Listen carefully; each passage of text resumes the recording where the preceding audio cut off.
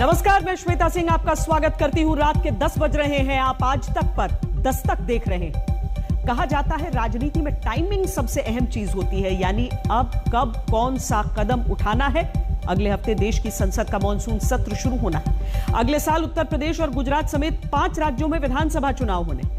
ऐसे समय में जब उत्तर प्रदेश में जनसंख्या नियंत्रण नीति का मसौदा रायशुमारी के लिए आता है, तो संसद में भी कई सांसद अब बिल लाकर देश में पॉपुलेशन कंट्रोल के लिए जरूरी कदम उठाने की मांग करने जा रहे हैं। तो सबसे पहले देखते हैं कि लोकसभा में हमारे देश के जो सांसद बैठते हैं, जहां आगे मॉनसून सत्र में जनसंख्या नियंत्रण बिल आने पर चर्चा हो सकती है, वहां सांसदों के कितने बच्चे हैं। एक रिपोर्ट के अनुसार लोकसभा के 149 सांसद ऐसे हैं जिनकी 3 या 3 से ज्यादा संतानें।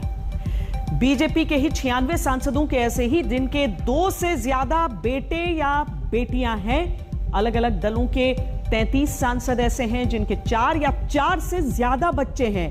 All India United democratic United front के नेता बदरुद्दीन अजमल के 6 बेटे और 1 बेटी यानी 7 संतान हैं। तो बीजेपी की सहयोगी पार्टी अपना दल के सदस्य पकौड़ी लाल के भी 7 बच्चे।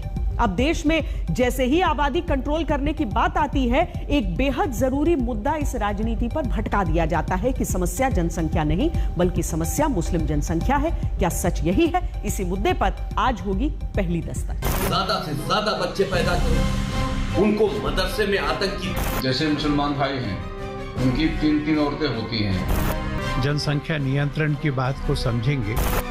हिंदू तो कानूनन रूप से भी रुक जाएगा और वो नौकरी के चक्कर में, बच्चों के करियर के चक्कर में रुक जाएगा। लेकिन क्या होगा, एक वर्ग जो मुस्लिम वर्ग है खासतौर से, उसमें जो अशिक्षित लोग भी हैं, तो वो जनसंख्या अपनी बढ़ाना शुरू करेंगे। भारत की आबादी को असंतुलित करने में आमिर खान जैसे लोगों का हाथ, ये दुर्भाग्य है।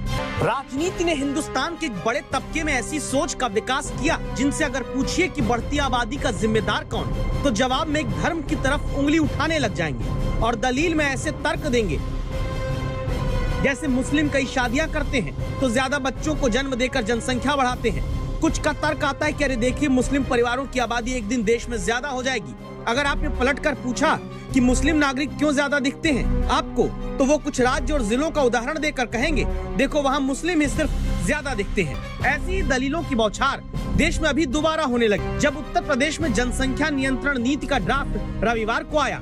जब संसद के मानसून सत्र में अगले हफ्ते सांसद रवि किशन और राकेश सिन्हा समेत कुछ और सदस्य आबादी कंट्रोल करने के लिए कानून बनाने को प्राइवेट मेंबर बिल लाने जा रहे हैं और मध्य प्रदेश में बीजेपी के विधायक मंत्री अपनी ही सरकार से जनसंख्या नियंत्रण कानून लाने की मांग करने लगे हैं। यदि इसके नहीं रोका गया तो 2% भूभाग पर, दुनिया का 2% भूभाग हमारे पास है और 17% लोग रह रहे हैं। 2050 तक हम दुनिया की सबसे बड़ी जनसंख्या वाले देश बनकर रह जाएंगे। ऐसी स्थिति में संसाधन और जनसंख्या के बीच असंतुलन पैदा होगा। यदि इस देश के भविष्य के लिए हमें सही रास्ता अपनाना है तो निश्चित रूप से हमें जनसंख्या नियंत्रण को कानून की परिधि में। तो सवाल ये कि जब 7 महीने में उत्तर प्रदेश, उत्तराखंड, पंजाब, गोवा, मणिपुर में विधानसभा का चुनाव होना है, तब जनसंख्या नियंत्रण नीति पर देश में शुरू हुई बहस क्या चुनावी टाइमिंग से जुड़ी है? ये सवाल मायावती उठाती है और सरकार की नीति और नियत पर शक जताती है। इस सवाल के जवाब की तलाश में पहले एक बयान सुनते हैं। बेतहाशा जो जनसंख्या विस्फोट हो रहा है, ये जनसंख्या विस्फोट हमारे लिए, हमारी आने वाली पीढ़ी के लिए अनेक नए संकट पैदा करता है। 2019 में प्रधानमंत्री ने देश में जनसंख्या नियंत्रण की जागरूकता लाने का जिक्र किया, लेकिन निहायत जरूरी जनसंख्या नियंत्रण की नीति प्रधानमंत्री की अपील के 23 महीने बाद सीधे चुनाव के नजदीक खड़े उत्तर प्रदेश से आती है। मसौदा आते ही आबादी को कंट्रोल करने से जुड़ी नीति पर चर्चा की जगह मुस्लिम भारतीय परिवारों को जनसंख्या बढ़ाने के कटघरे में खड़ा किया जाता है। आसाम में ये हिंदुओं का 2 से नीचे है, मुसलमानों का 3.16 है। केरल में हिंदुओं का 1.7 से नीचे है और मुसलमानों का 2.33 है। ये जो डेमोग्राफिक इम्बैलेंस है, इससे भी तनाव बढ़ते हैं, इससे भी कष्ट बढ़ते हैं और इसलिए हम उम्मीद करेंगे कि हमारे मुस्लिम भाई भी जनसंख्या नियंत्रण की बात को समझेंगे। ये जो दुनिया कहती थी कि ये अंडा बेचने के अलावा ज़्यादा कुछ अकल है नहीं, इतना ही करे तो ज़्यादा ठीक है, भारत की आबादी को असंतुलित करने में आमिर खान जैसे लोगों का हाथ, ये दुर्भाग्य है। मुस्लिम कट्टरपंथी समाज की देवबंद जैसी ऑर्गेनाइजेशंस इसका विरोध इसलिए कर रही हैं क्योंकि इंसानी हुकूक नाम की, ह्यूमन राइट्स नाम की इस्लाम में कोई चीज है ही नहीं।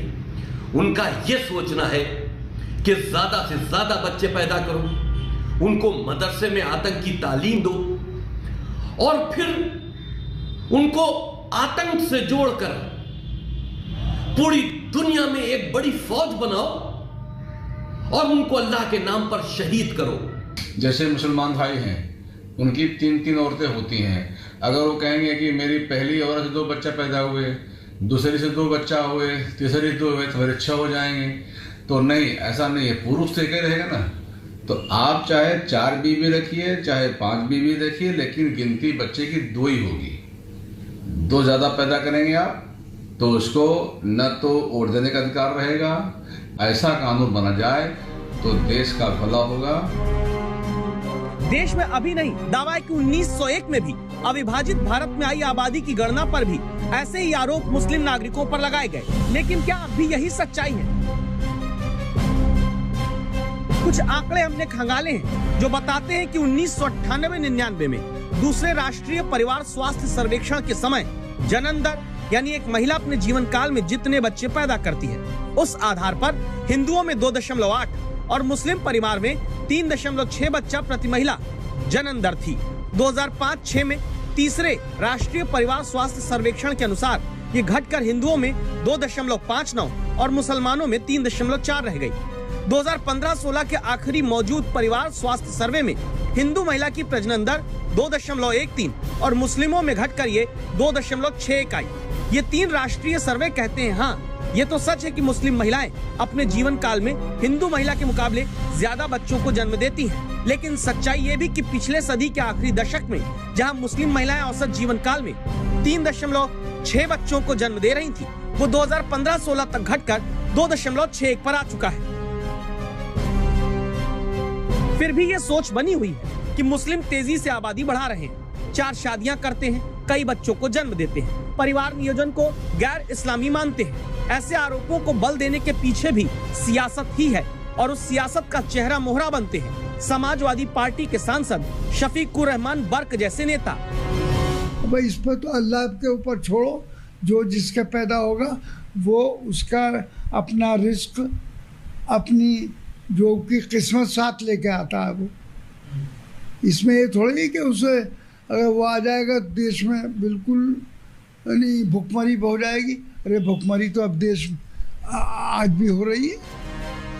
धर्म वाली ऐसी ही राजनीति के बीच में आबादी नियंत्रण का बेहद जरूरी मुद्दा गौड़ होने लगता है। जागरूकता की जगह बंटवारा फैलता है, जनसंख्या नियंत्रण के फायदे की जगह डर दिखाया जाता है। इसीलिए जरूरी है दस्तक दी जाए उस सोच पर जिसे बढ़ती आबादी की समस्या में भी सियासत का अवसर नजर आ जाता है। भोपाल से रवीश पाल सिंह के साथ हिमांशु मिश्रा, दिल्ली आज तक।